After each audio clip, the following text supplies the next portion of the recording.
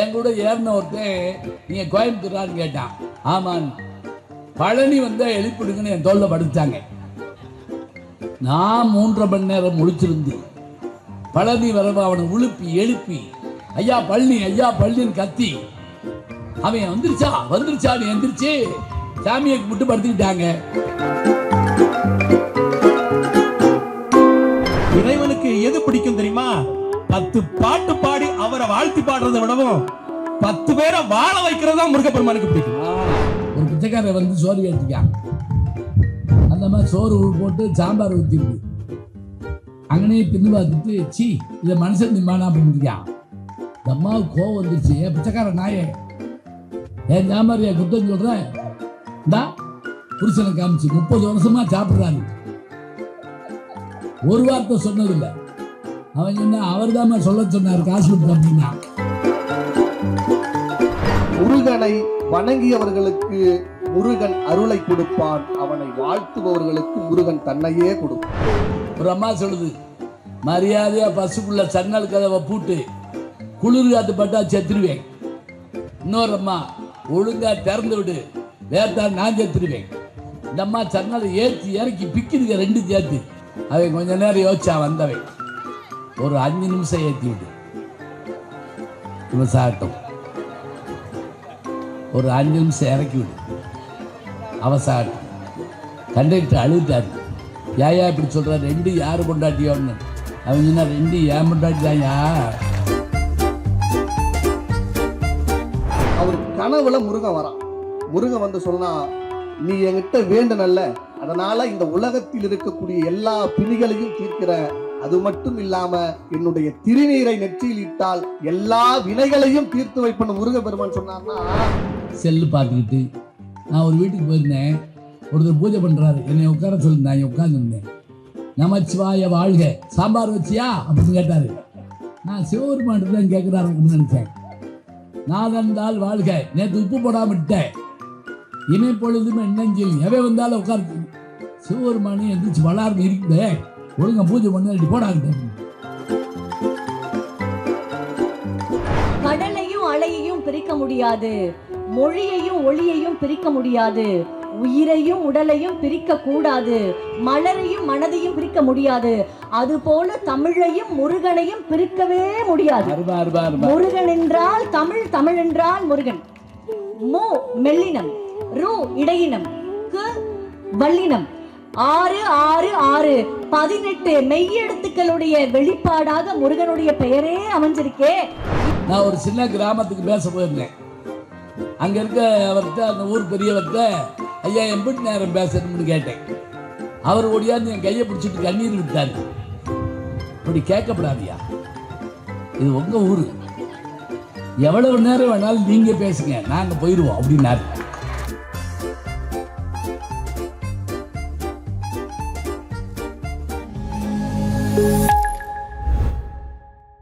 பட்டிமன்றம்ங்கிறது நீங்க பார்த்துருப்பீங்க. 2 பேர் சொல்ற கருத்தை 2 பேர் கொஞ்சம் மறுக்கணும். அவங்க சொன்னா இவங்க மறுக்கணும். நமக்கு சண்டைன்னா ரொம்ப பிடிக்கும். அது நம்ம போடக்கூடாது, யாரையாவது போட விட்டு பார்க்கணும். இப்போ இங்கே 2 பேர் 2 அணி சண்டை போட வந்திருக்காங்க. என்ன சண்டை அப்படின்னா, பொதுவாக ஏதாவது ஒன்று உண்டுன்னா இல்லைன்னு சொல்லி மறுப்பாங்க. இது அப்படி இல்லை. தலைப்பே ரொம்ப ஆச்சரியமாக இருக்கும். எப்படின்னா, முருகனின் அருளை பெற என்ன செய்ய வேண்டும்? வாழ்த்தி பாடுனா போதுமா? ஆமா, பாடி அருள் பெற முடியும். இவர்கள் பாடியெல்லாம் அருள் பெறதில்லை, தொண்டு செஞ்சாதான் அருள் பெற முடியும். இது இவங்க தொண்டு செய்தாலுங்கிறத ஆரம்பிக்க போறாங்க. இதில் முதல்ல உட்கார்ந்துருக்கவரு நல்லா பேசவும் செய்வார், தேவையான பாடவும் செய்வார். அத்தகைய பெருமை இந்த நாஞ்சில் நாவரசு செல்ல கண்ணன் அவர்கள் இங்கே வந்திருக்காரு. அடுத்த வந்திருக்கிறவங்க நம்முடைய வணக்கத்திற்குரிய புதுச்சேரி உமா அவர்கள் இங்கே வந்திருக்கிறார்கள். இந்த 2 பேரும் தொண்டு செய்யணும்னு சொல்றதுக்காக, பாருன்னா போதும்னு சொல்றதுக்காக இங்கே 2 பேர் வந்திருக்காங்க. ஆதித்தனார் கல்லூரி பேராசிரியை ஸ்ரீமதி தியாகராஜன் அவர்கள் இங்கே வந்திருக்கிறாங்க. கடலூர் காளிதாஸ் அவர்கள் இங்கே வருகை இருந்திருக்கிறார். இப்போது இறைவனின் முருகனின் அருளை பெற தொண்டு செய்தால் போதும் என்று பேசுவதற்காக நாஞ்சில் நாவரசு செல்லக்கண்ணன் வருகிறார். வாங்க. லண்டன் மாநகரத்திலே மிகச்சிறப்பாக நடைபெற்ற விழாவில் வாழ்நாள் சாதனையாளர் விருது பெற்று வந்திருக்கக்கூடிய ஐயா நடுவர் பெருந்தகை அவர்களே, நன்றி நன்றி. இரு அணியிலும் வாதிடுவதற்காக வருகின்றிருக்கக்கூடிய பேச்சாளர் பெருமக்களே, இந்த நல்ல நிகழ்வினை மிகச்சிறப்பாக ஏற்பாடு செய்து நடத்தி கொண்டிருக்கக்கூடிய நிர்வாக கமிட்டியை சார்ந்த பெருமக்களை, பெரியோர்களை, சான்றோர் பெருமக்களை அத்தனை பேருக்கும் அடியேனின் முதற்கண் அன்பு கலந்த வணக்கத்தினை தெரிவித்துக் கொள்ளுகின்றேன். நல்ல சந்தோஷமா கைத்தட்டலாம் ஐயா, காசா பணமா. அருமை சகோதரர், அதாவது தேசிய செயலாளராக இயங்கி வரக்கூடிய ஐயாட்ட பேசினார் அவரு. அருமை சகோதரர் சுரேஷ் அவர்கள் உண்மையிலே சொன்ன உடனே எனக்கு ரொம்ப மகிழ்ச்சியா இருந்தது. அன்னைக்கு அப்பர் பெருமான் செய்தது, நன்கடம்பனை பெற்றவள் பங்கினள் தென்கடம்பை திருக்கர கோயிலான் தன் கடன் அடியேனையும் தாங்குதல் என் கடன் பணி செய்து கிடப்பதே அப்படின்னு அப்பர் பெருமான் சொன்னத, அந்த உளவார பணியை அவர் கையில உளவாரப்பட வச்சிருக்கிறது மாதிரி இவரும் அதே மாதிரி அவருடைய அத்தனை பெருமக்களும், அதாவது இந்து தேசிய ஃபவுண்டேஷன் திருக்கோயில் ஃபவுண்டேஷன் அமைப்பை சார்ந்த அத்தனை பெருமக்கள், எனக்கு கேட்ட உடனே ரொம்ப ஆச்சரியமா இருந்தையா. இதுவரையிலும் அவங்க எந்த பிரதிபலனையும் எதிர்பார்க்காம 380 திருக்கோயில்களுக்கு உளவார பணி செய்திருக்கிறார்கள். எவ்வளவு பெரிய பாக்கியம், பிரபாதம். 380 கோயில். ஐயா நீங்க முருகனை பார்க்க வேண்டாம் ஐயா, முருகன் உங்களை தேடி வருவார் ஐயா. அப்படி சொல்லுங்க. கீதையில எம்பெருமான் சொன்னது மாதிரி, என்ன நோக்கி 2 அடி வந்தால் உன்னை நோக்கி நான் 10 அடி வருகிறேன் அப்படின்னு சொல்றாருல்ல, அதே மாதிரி இறைவன் வந்து ஆட்கொள்வான். அந்த அருளை பெறுவதற்காகத்தான். இப்படி இப்போ நாம வாழ்த்தி பாட வேண்டாம் அப்படின்ல நான் சொல்ல வரலையா.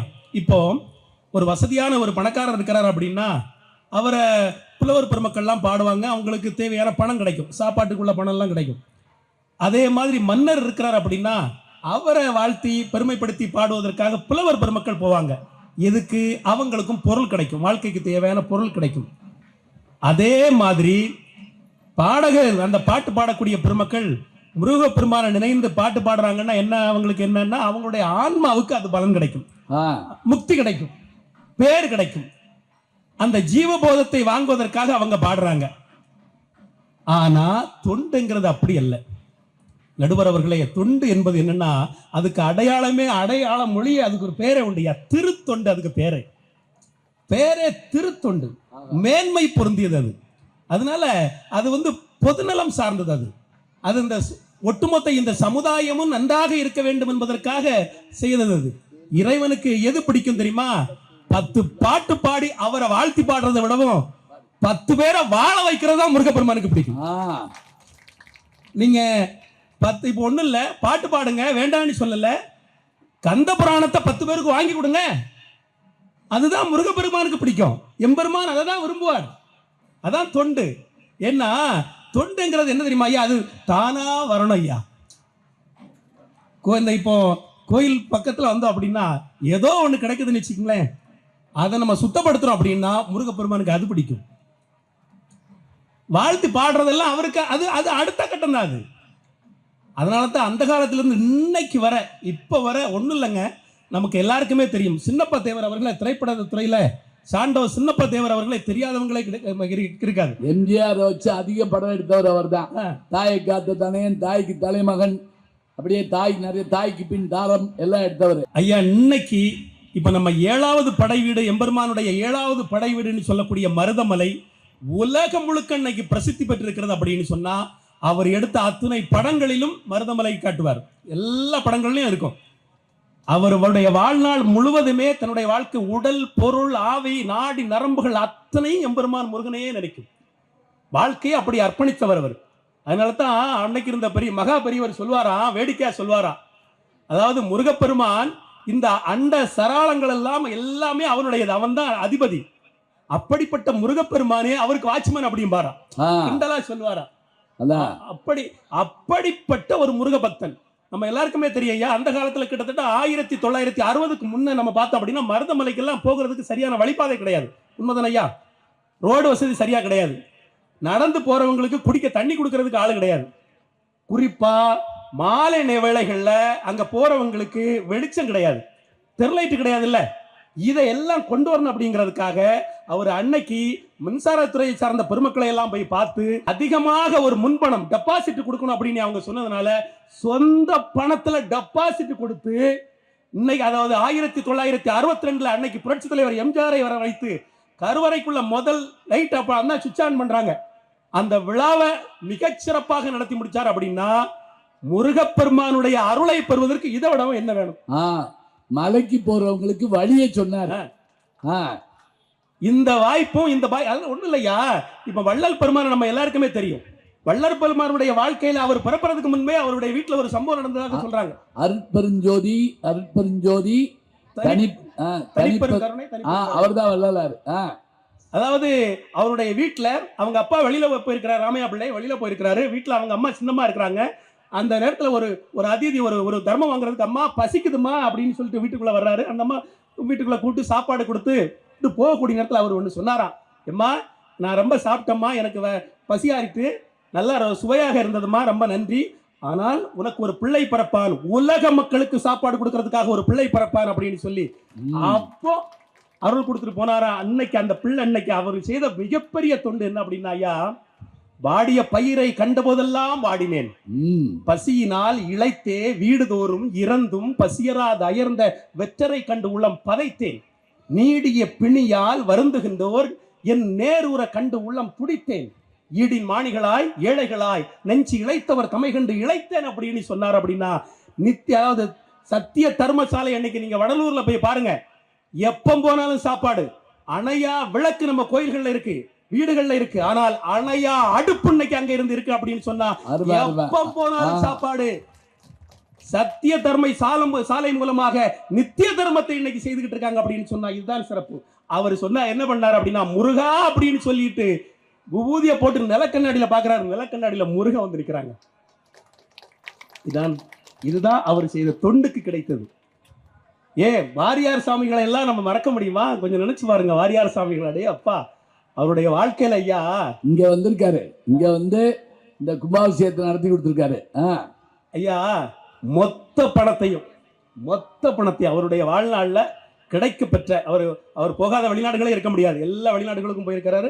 கிட்டத்தட்ட இந்தியா முழுக்க அவர் போகாத இடமே கிடையாதுன்னு சொல்ல முடியும். அந்த அளவுக்கு முருகப்பெருமானுடைய பெருமைகளை எல்லாம் கொண்டு சேர்த்தவர். கிராமமாக வீடு வீடாக கொண்டு சேர்த்த மிகப்பெரிய ஒரு வாகனமாக அன்னைக்கு இருந்தவர் அவர் தான்.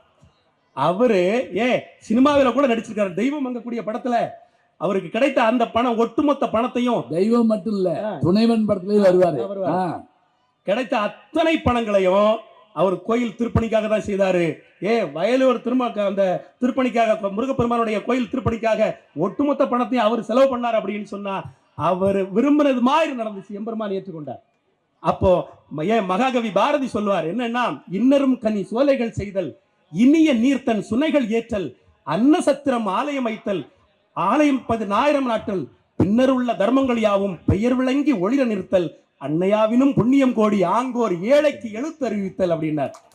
அதை செய்யறவங்க அன்னைக்கு உழவாரப்படை சொன்னாங்கல்ல, திரைக்கவிஞர் கூட அழகா சொல்லுவாயா, தொண்டுக்கென்றே அலைவான் கேலிக்கு ஆளாவான் கண்டுகொள்வாய் அவனை ஞான தங்கமே. மருதமலை மாமணியே முருகையா அப்படின்னு சொன்னா எம்பெருமானை வாழ்த்தி பாடுவதை விடவும் தொண்டு செய்தால்தான் அவனுடைய அருள் உடனடியாக கிடைக்கும். அதனாலதான் அவ்வை பிராட்டி சொன்னார், பெரிது பெரிது புவனம் பெரிது, புவனமோ நான்முகன் படைப்பு, நான்முகனோ கரியமால் உந்தியில் பிறந்தவன், கரியமாலோ அலைகடல் தூய்ந்தோன், அலைகடலோ குருமுனியின் கைக்குள் ஒடுக்கும், குருமுனியோ கலசத்தில் பிறந்தோன், கலசமோ புவியில் சிறுமண், புவியோ அரவினுக்கு ஒரு தலை பாரம், அரவமோ அம்மை உமையவளின் சிறுவிரல் மோதிரம், அம்மை உமையோளோ சிவனுக்குள் ஒடுக்கும், சிவமோ தொண்டருக்குள் ஒடுக்கும், தொண்டர்தம் பெருமையை சொல்லவும் ஒண்ணாது என்று சொல்லியிருக்காங்க. அப்படின்னா தொண்டுதான் சிறப்பு, அதுதான் அருளுக்கு பெரும் என்று சொல்லி வாய்ப்பளித்த அத்தனை பெருமக்களுக்கு நன்றி பாராட்டி விடைபெறுகின்ற நண்பு வணக்கம் ஐயா. உண்டு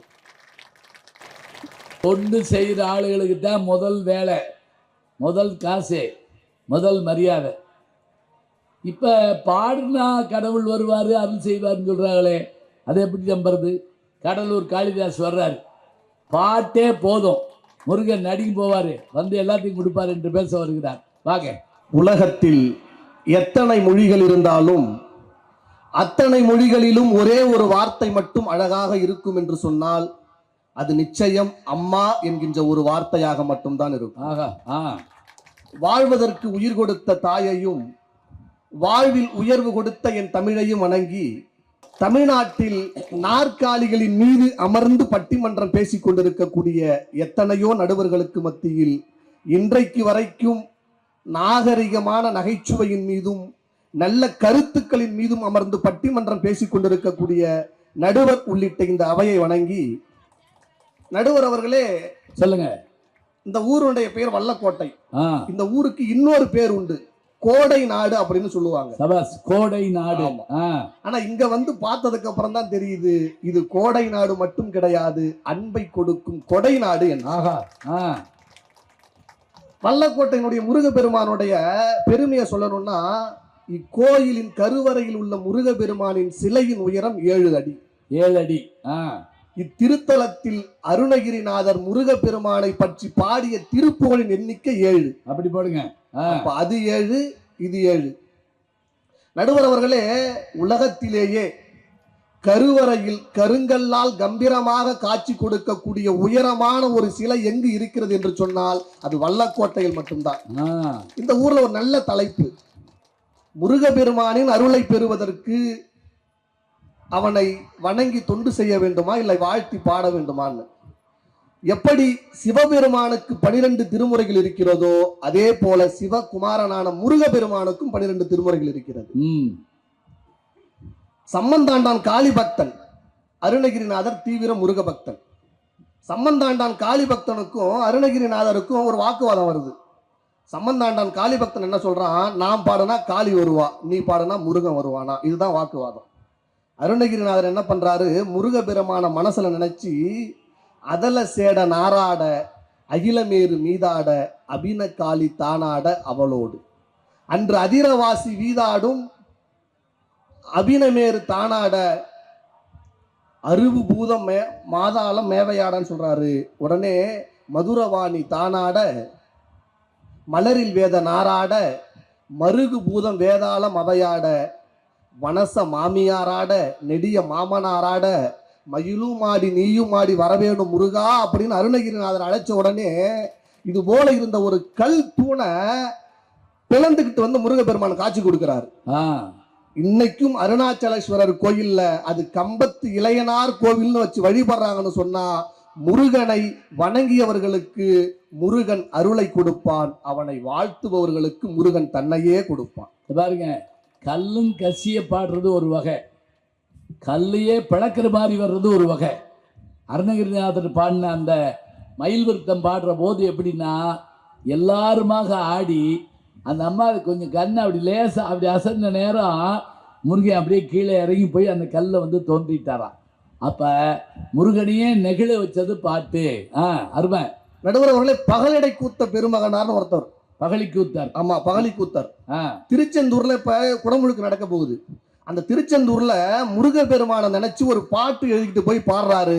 அங்க இருக்கவங்க என்ன பண்ணிடுறாங்க, இந்த பாட்டுல வந்து எந்த ஒரு இதுவுமே கிடையாது, இல்ல சொல்லு இல்ல பொருள் இல்லை அப்படின்னு சொல்லிட்டு அந்த பாட்டை ரிஜெக்ட் பண்ணிடுறாங்க. இவர் ஒன்று வருத்தத்துல என்ன பண்றாரு, முருகனை நினைச்சுக்கிட்டே வீட்டுக்கு வராரு. அங்க இருக்கக்கூடிய மன்னனும் மக்களும் சேர்ந்து என்ன பண்ணிடுறாங்க, அந்த கோயில்ல நடைய சாத்திடுறாங்க. கோயில்ல நட சாத்தின உடனே அடுத்த நாள் காலையில் நட துறக்கணும்ல.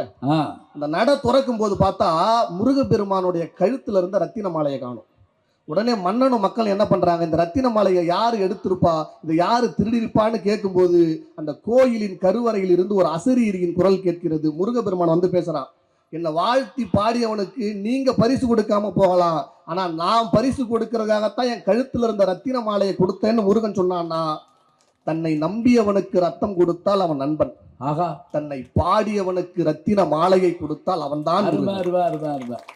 நம்பியவருக்கு ரத்தம் கொடுத்தா நண்பன், ரத்தன மாலையை கொடுத்தா முருகன். தேவராய சுவாமிகள் சொல்லிட்டு கேள்விப்பட்டிருக்கீங்களா? அவர் என்ன பண்றாரு, தென்பழனி மலையோரத்துல பிறக்கிறாரு.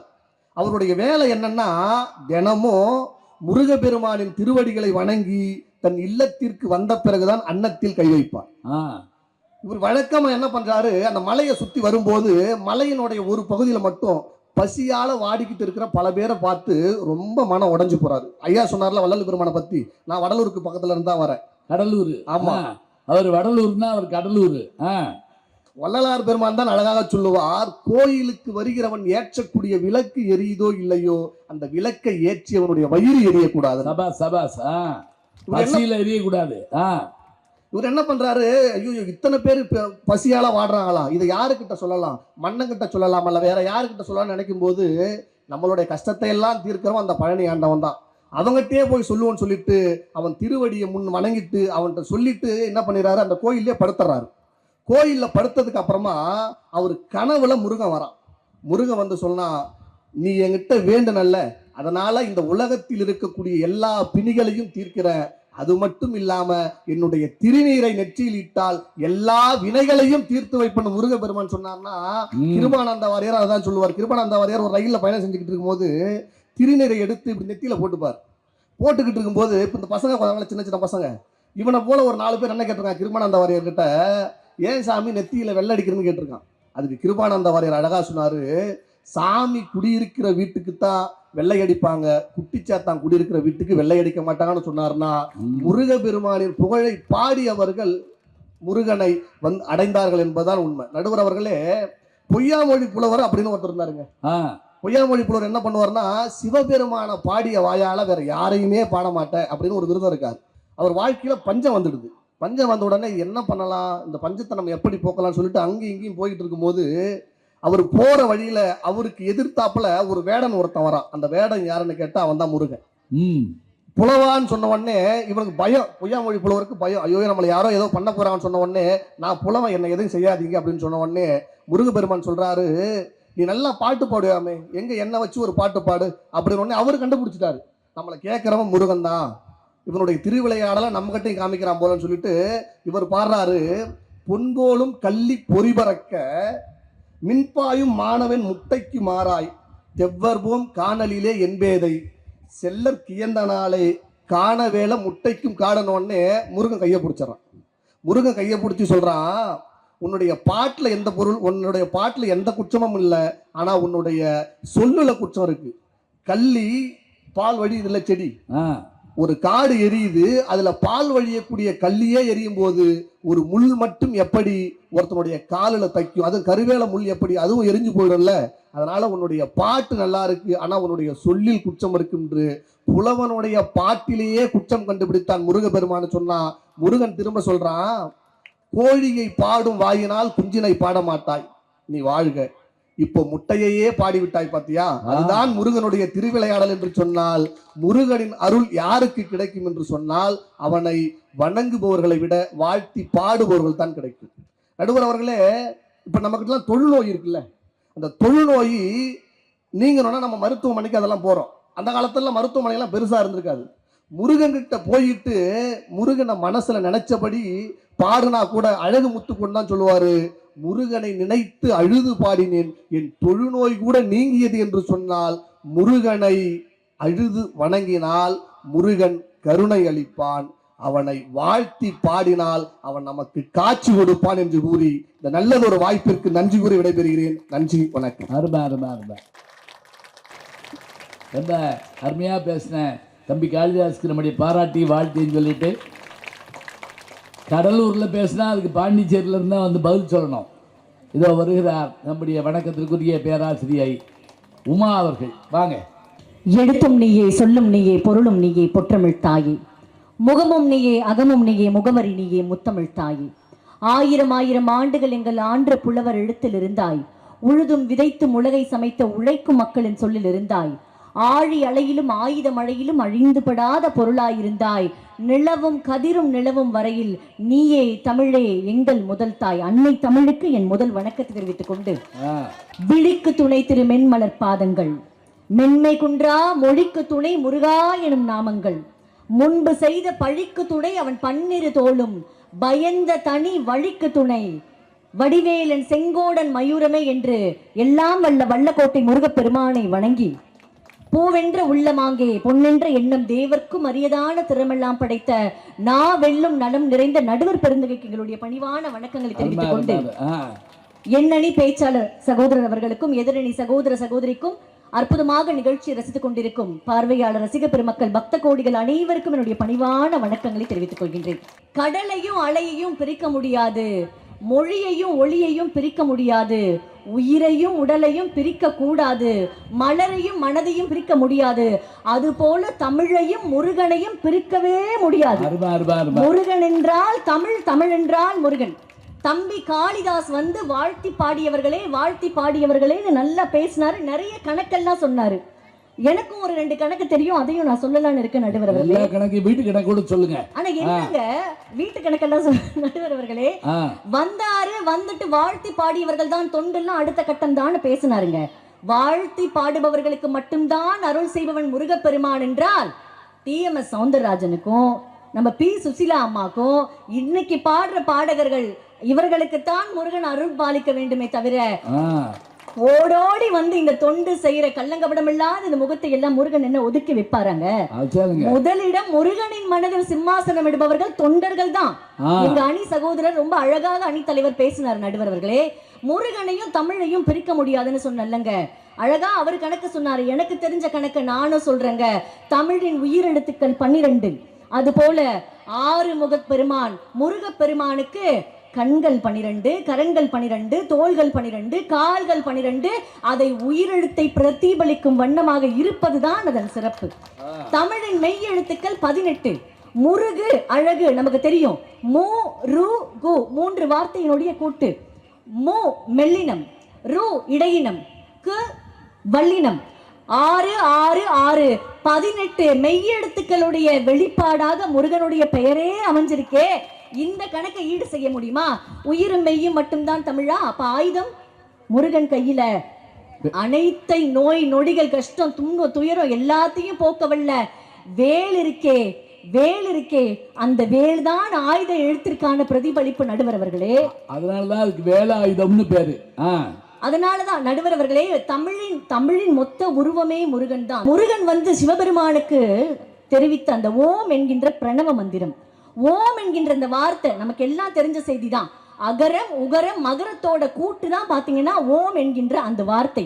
அதிலும் கூட அகரம் என்பது படைத்தல், உகரம் என்பது காத்தல், மகரம் என்பது அழித்தல். இப்படி அந்த 3 செயல்களையும் செய்யும் அரிய கடவுள் முருகன் தெரிவித்த மந்திரம் எதுவென்றால் அந்த ஓம் என்கின்ற பிரணவ மந்திரம். இப்படி முருகனுடைய திருத்தலத்துல பாடினவங்க ஏராளம், தொண்டர்கள் ஏராளம், முருகனை பின்பற்றிய அடியவர்கள் ஏராளம். இருந்தாலும் பாடுறவங்களை தேடி போற கடவுள் இல்லைங்க முருகன். அவங்கள பாட வச்சதே கடவுளாகிய முருகன் தான் அப்படின்றது தான் இதிகாச புராணம் நிதர்சனமாய் நமக்கு தெரிவித்துக் கொண்டிருக்கின்றது. 6 முகனுடைய அழகு.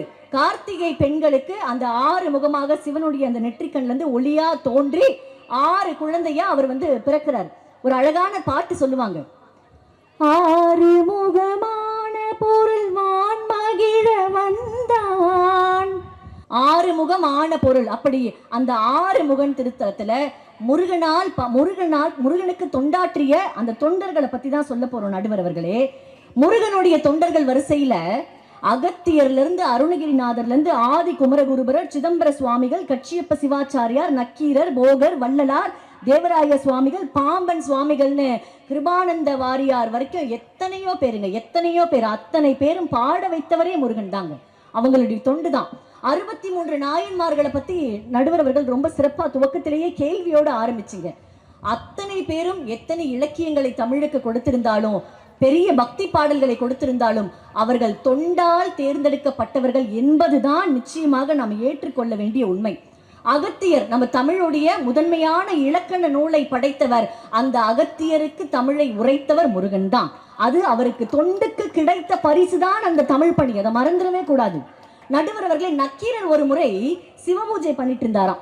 அந்த பூஜை பண்ணும்போது வேற வேலையின் காரணமாக அந்த பூஜையை அப்படியே பாதியில விட்டுட்டு நக்கீரர் புலவர் ஓடி வந்துடுறாரு. அப்ப அந்த ஊர்ல ஒரு பூதம் இருந்திருக்கு. சிவ பூஜையை பாதியா விடுற 999 பேரை ஏற்கனவே பிடிச்சி ஒரு கொகையில அடைச்சு வச்சிருக்கு அந்த பூதம். நக்கீரர் 1000வது நபரை மாட்டிக்கிட்டாரு. அவரையும் கொண்டு போய் அந்த கொகையில அந்த பூதம் அடைச்சு வச்சிருக்கு. அப்போ நக்கீரர் மனமுருகி முருகனை பாடி தன்னுடைய அந்த விமோசனம் பெற்றதுதான் திருமுருகாற்றுப்படை நடுவர் அவர்களே. ஆக எல்லாருமே முருகனை தொண்டு செய்த பிறகு முருகன் அவர்களை பாட வைத்தார் என்பதுதான் உண்மை. அருணகிரிநாதரை பத்தி நிறைய தகவல் நம்மளுடைய தம்பியே சொன்னாரு. அடுத்ததாக முருகனுக்கு தொண்டாற்றிய கச்சியப்ப சிவாச்சாரியார், மறக்கவே முடியாது.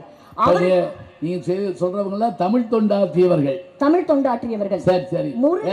முருகனுக்கு வேலையும் செய்யல இல்ல நடுவர் அவர்களே. ஏதோ ஒரு பொங்கல் வச்சோம், தேங்காய் திருவினா, வாழைப்பழத்தை உரிச்சு கொடுத்தோம்னு இல்ல, பாட்டு பாடிட்டு போயிட்டாங்க.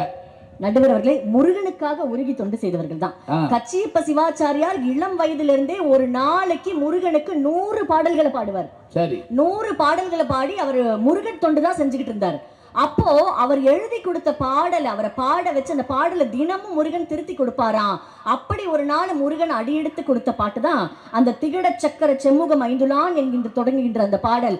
அதிலும் பிழை இருக்கின்றது என்று ஒரு பிரச்சனை வரும்பொழுது முருகப்பெருமானே அவைக்கு புலவராக வந்து தன்னுடைய தொண்டனின் தமிழாற்றலையும் காப்பாற்றி அவரை ஒரு அங்கீகாரமான இடத்துக்கு வர செய்தவர் முருகன் தாங்க. முருகனை தெய்வமாக ஏற்றுக்கொள்ள வேண்டும். அடுத்ததாக சரவணபவ, இந்த கந்தசஷ்டி கவசம் நம்ம முழுமையும் பாடுறதை விட அந்த சரவண பவ என்கின்ற மந்திரமே அது அத்தனையுமே நமக்கு நிறைவு செஞ்சிடும்.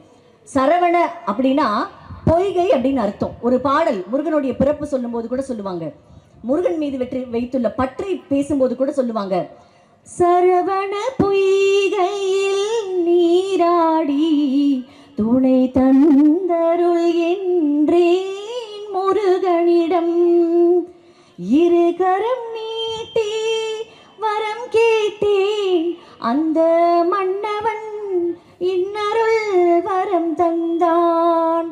ரொம்ப அழகா சொல்லுவாங்கங்க. ஆக இறைவனுடைய தொண்டு, அவ்வையுடைய புலமைக்கு நிகர் எதுவுமே இல்லைங்க.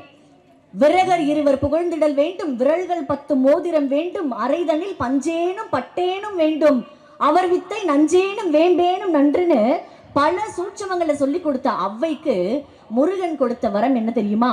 நீங்கள் செந்தமிழ் நாட்டிற்கும் மொழிக்கும் நெடுங்காலம் தொண்டாற்றி வாழ்வீர்கள் தான் சொன்னாரு. முருகன் வேண்டுவது அந்த தொண்டு தாங்க. தொண்டு செய்பவர்களை எப்போதும் தன்னுடைய கரங்களால் தாங்குவார் என்பதே உண்மை என்று கூறிக்கொண்டு இந்த நல்ல வாய்ப்பிற்கு இடமளித்த அத்தனை பெரியோர்களுக்கும் நன்றி கூறி விடை பெறுகிறேன். நன்றி, வணக்கம். அருமை அருமை அருமை. அழகா பேசியிருக்காங்க, அருமையா பாடியிருக்காங்க. அவருக்கு வாழ்த்து சொல்லி பாட்டுக்கு பாட்டு தான் பதில் சொல்ல முடியும். இதோ ஸ்ரீமதி தியாகராஜன் அவர்கள் வருகிறார்கள். ஓம் கார்த்திகேயாய வித்மகே வள்ளிநாதாய தீமகி தன்னோ ஸ்கந்த பிரச்சோதயாத். பாதம் தொட்ட மண்ணுக்கு முதல் வணக்கம். பட்டிமன்ற நடுவர் அவர்களுக்கு முழு வணக்கம். அடேப்பா. தடுப்பு சுவர் கட்ட வந்தவர்களுக்கு தலை வணக்கம். இந்த பக்தகோடி பெருமக்களுக்கு என் மொத்த வணக்கம். இந்த 2 பேரும் தான் தடுப்பு சுவர் கட்டினவங்க. Speed breaker. நடுவர் அவர்களே, முருகனினுடைய அருளை பெற்றவர்கள், அவரை வாழ்த்தி பாடியவர்களா, வணங்கி தொண்டு செய்தவர்களா? சந்தேகமே வேண்டாம் நடுவர் அவர்களே, அவரை வாழ்த்தி பாடியவர்கள் தான் அவர் அருளை பெற்றவர்கள். எப்படி? கல்லையும் கனிந்துருக வைக்கக்கூடிய தன்மை இசைக்கு உண்டு நடுவர் அவர்களே. இசையால் வசமாக இதயம் எது? இறைவனே இசை வடிவம் எனும் போது தமிழ் இசையால் வசமாக இதயம் எது? நீங்களே கட்சி மாதிரி போட்டுக்க. கந்தன் கருணை அப்படிங்கிற படத்துக்காக வேண்டி கவியரசர் கண்ணதாசன் பாடல் எழுதுறார் நடுவர் அவர்களே. அந்த பாடலிலேயே இந்த பட்டிமன்ற கேள்விக்கான விடை இருக்கிறது. உயிரினங்கள் ஒன்றை ஒன்று வாழ்த்திடும் போது அதன் உள்ளிருந்து வாழ்த்துவது உன்னருளன்றோ கந்தா, உன்னருளன்றோ முருகா, சொல்ல சொல்ல இனிக்குதடா முருகா. சிலாவுக்கு இந்த பாட்டுக்காக பரிசு கிடைச்சதுங்க தெரியுமா? இந்திய அரசினுடைய பரிசு இந்த பாட்டு கிடைச்சது. அப்ப பாடினா பரிசு கிடைக்குதா தெரிஞ்சுக்க.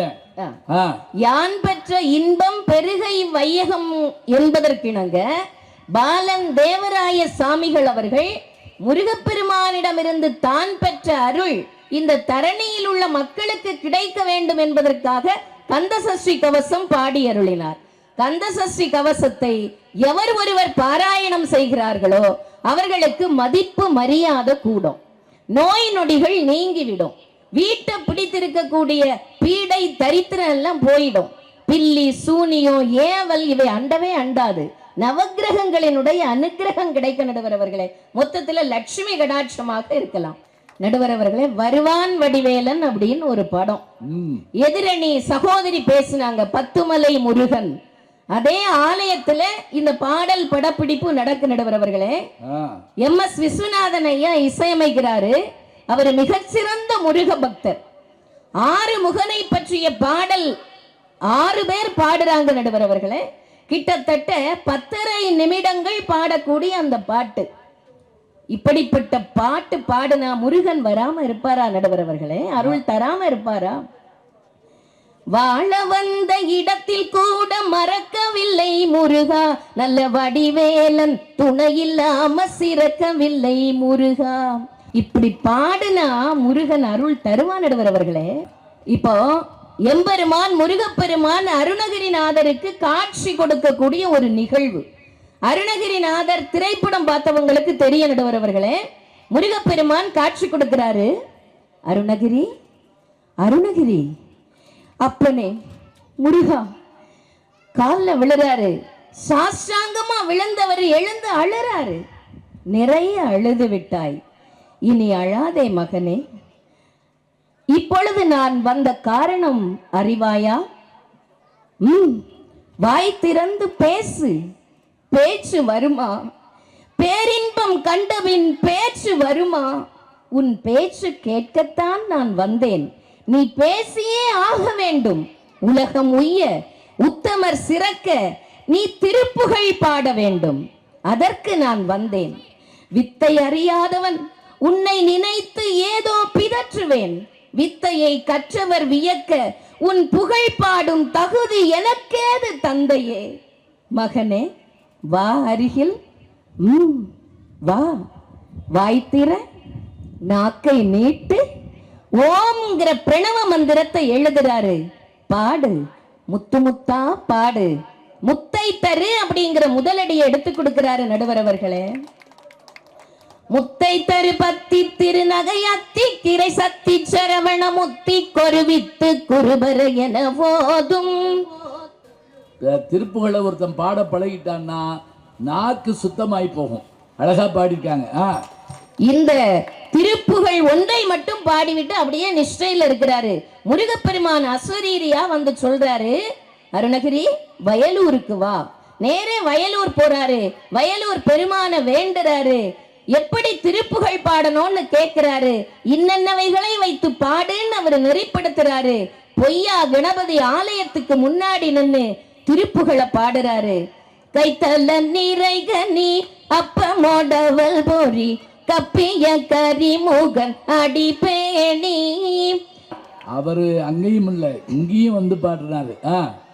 ஏட்டையா அம்பாசமுத்திரம் சுவாமிகள் ஒரு அடிகளார் போலீஸ்ல இருந்துங்க ஏட்டையாவா இருந்து அந்த வேலையை விட்டுட்டு முருகனை பாடி அந்த பேர் பெற்றவர் யாருன்னு கேட்டா இவருக்கு சொல்றாங்க பாருங்க, அம்பாசமுத்திரக்காரர் சுப்பராய சுவாமிகள். சுப்பராய சுவாமிகள், ஏட்டு சுப்பராய சுவாமிகள் எம்பெருமான் மீது காவடி சிந்து பாடுறாரு.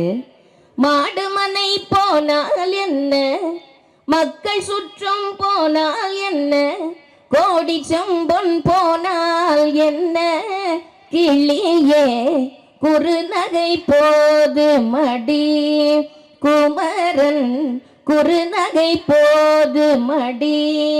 மாடுமனை போனால் என்ன, மக்கள் சுற்றம் போன, அதை அப்படிலாம் கவலை இல்லை. முருகப்பெருமானுடைய குறுநகை லேசா திருப்பி போதுமா. கோடிச்செம்பன் போனால் என்ன, கிளியே குறுநகை போதுமடி.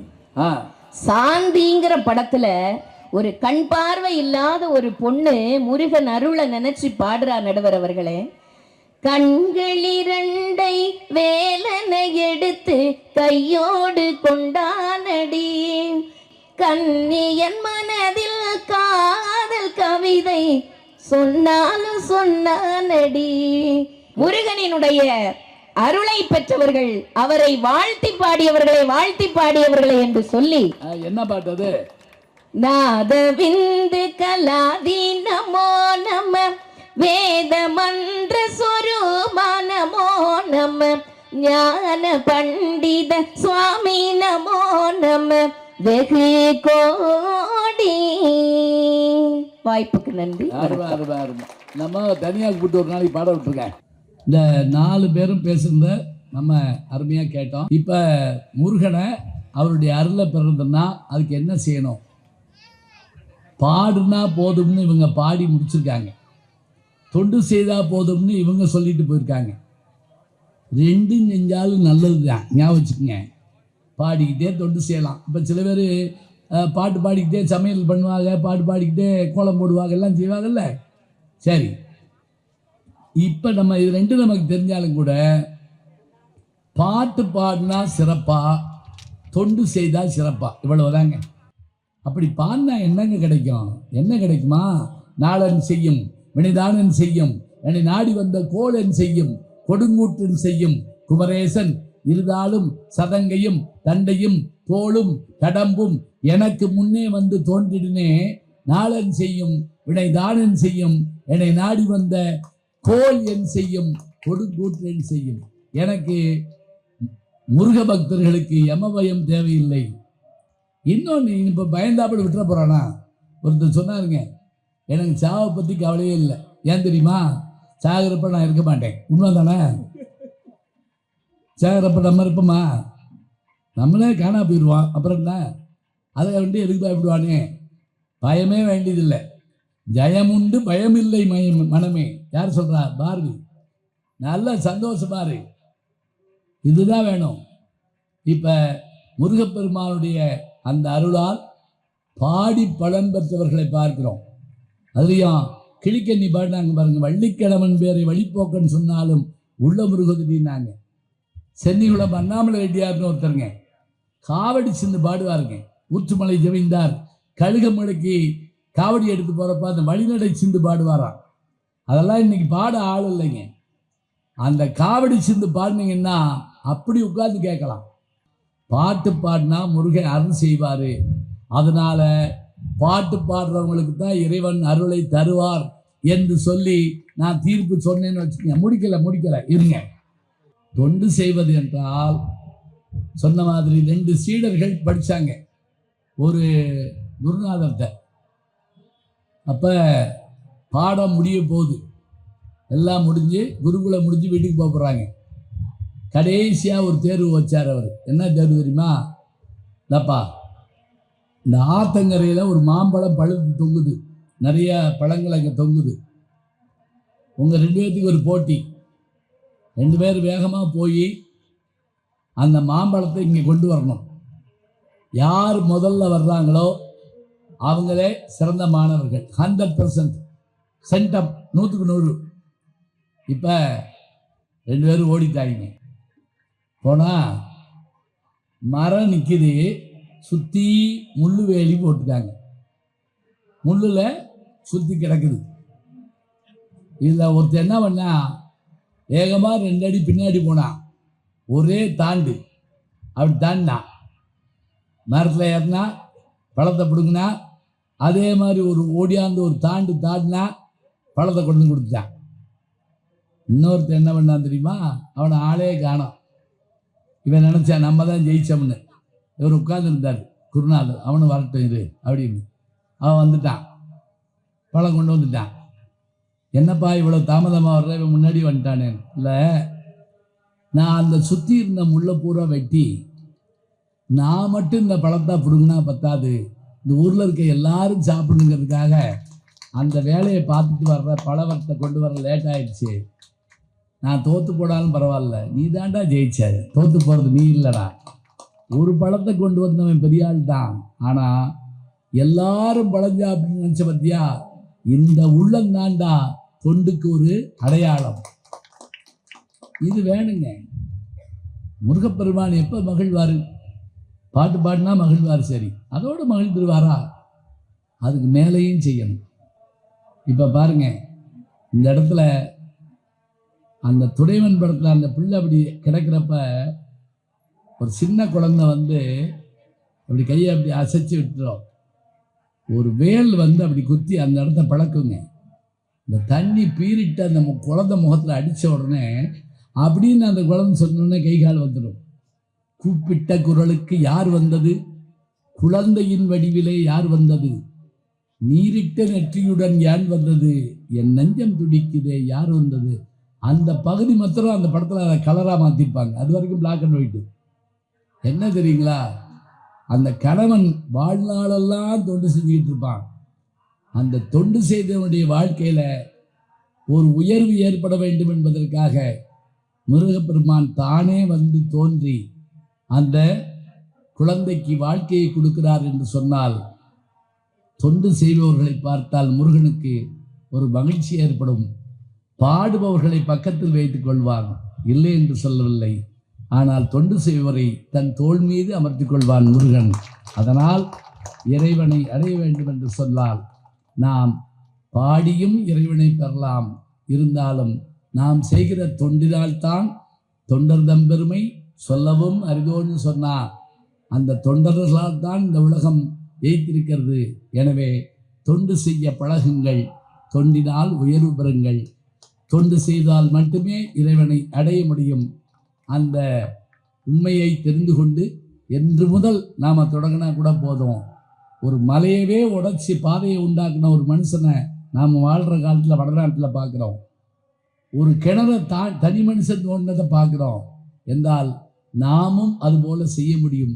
நம்மாலும் ஒரு சின்ன செயலை செய்து காட்ட முடியும். அது தொண்டாக இருந்தால் சிறப்பு.